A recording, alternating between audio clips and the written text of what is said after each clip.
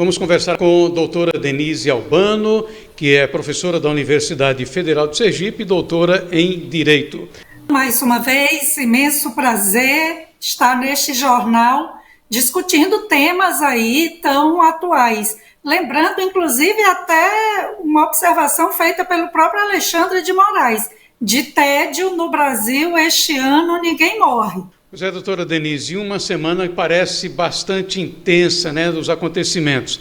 Aí está, por exemplo, o Congresso, Comissão dos Estados Unidos da América, diz que Moraes censura a oposição ao governo Lula. E vai mais adiante. Comitê de Assuntos Judiciários do Congresso dos Estados Unidos da América publica relatório classificando Moraes como ditador. É o que diz a matéria publicada no Hora Brasília, a matéria anterior do Poder 360. Doutora Denise Albano, será que finalmente nós estaríamos aí no começo de dar os primeiros passos na retomada da normalidade democrática? Como é que a senhora avalia todos esses acontecimentos, especialmente essa manifestação da comissão do Congresso americano que diz que Alexandre de Moraes é ditador? O cenário hoje é francamente desfavorável à manutenção desse regime de exceção que claramente se instalou no país sob o olhar cúmplice e até a colaboração explícita de muita gente, da grande imprensa, do próprio sistema político, e aí o registro da omissão que beira a prevaricação, que é crime deixar de praticar ato de ofício, do presidente do Senado e do Congresso Nacional, o Rodrigo Pacheco, sob a conivência e cumplicidade de muito mais gente do meio político, como eu disse, e a gravidade da situação hoje está escancarada para o mundo todo. Quanto às implicações dessa liberação, cada congresso tem aí as suas comissões. E aí essa comissão lá da Câmara dos Estados Unidos, divulgando mais de 500 páginas de documentos secretos revelando todo esse regime de exceção tocado em especial pelo ministro Alexandre de Moraes, sem dúvida traz aí o risco de implicações graves para o país. Um dos mais graves riscos é a possibilidade de sofrer sanções internacionais. E se a nossa economia já está aí andando de forma bem capenga, o risco de agravar ainda mais o quadro da economia, das condições financeiras do país, pode se agravar mais ainda. Ocorre que as implicações concretas aqui no Brasil para uma mudança real dessa realidade de total desordem institucional, de caos político, de desregramento moral, só vai ocorrer com algumas iniciativas concretas. Eu acompanhava, para além das declarações corajosas do grande Marcel Van Hatten, a fala também de outro combativo parlamentar, um pouco antes, que foi a do Gustavo Gayer, onde ele trazia já o registro de algumas sinalizações do presidente da Câmara dos Deputados em relação a possível encaminhamento de vários pedidos de CPI, e a mais importante é a CPI do abuso de autoridade, também quanto a vários pedidos de abertura de processo de impeachment, e a abertura ocorre na Câmara dos Deputados.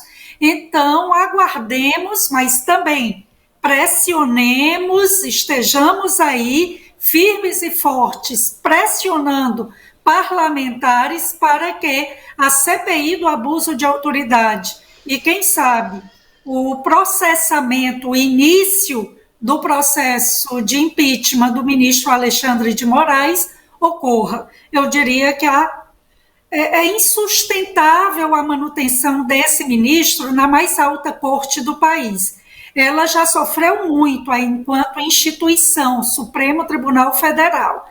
Está ferida de morte essa nossa instituição tão importante. Agora, para ela não sucumbir, não morrer de vez, não pode preservar nos seus quadros, manter nos seus quadros um ministro com histórico de abusos, de violações, como a gente tem visto sair aí da mão do ministro Alexandre de Moraes. Doutora Denise Albano, os ministros Gilmar Mendes, Alexandre de Moraes e outros dois estiveram num jantar com o presidente Luiz Inácio. Segundo publicações de diversos canais de mídia, eles foram pedir socorro ao presidente Luiz Inácio para interferir no que eles classificam de ataques ao STF. Curiosamente, não estava nesse jantar o presidente do STF, Barroso, aquele que disse derrotamos o bolsonarismo, e outros ministros também. Dos 11, apenas 4 estavam com o presidente Luiz Inácio. E teve essa decisão aí do CNJ, que inicialmente afastou a juíza Gabriela Hart, mais um outro juiz e 2 desembargadores lá da 4ª região de Porto Alegre. Depois voltaram atrás, no caso da juíza e do outro juiz lá do Paraná, mas isso provocou uma reação da magistratura, principalmente no estado do Paraná.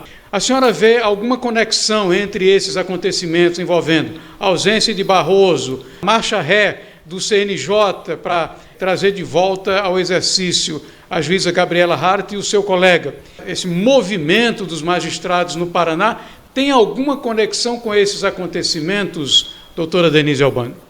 Eu vejo, sim, uma conexão muito estreita, exatamente apontando que o sistema está batendo cabeça. Perceberam que foram longe demais, vejam que essa sânia persecutória contra aqueles que são vistos como inimigos do consórcio STF, PT, governo petista, Lula petista, grande imprensa, e aí eles já começam a ter aí uma espécie de cisão interna, porque o que os unia, e me lembro bem que essa foi a constatação do brilhante jornalista Silvio Navarro, o que os unia era exatamente esse propósito comum, de impedir a reeleição do Bolsonaro, de ir minando qualquer possibilidade de que o movimento de direita, conservador, liberal, crescesse, se fortalecesse cada vez mais no país, e isso era o que unia desde Gilmar Mendes a Barroso, com quem o Barroso já teve um entrevero bastante delicado aí com o Gilmar Mendes, e esse era o propósito: impedir o crescimento e fortalecimento do movimento liberal conservador e impedir de toda forma a reeleição do Bolsonaro.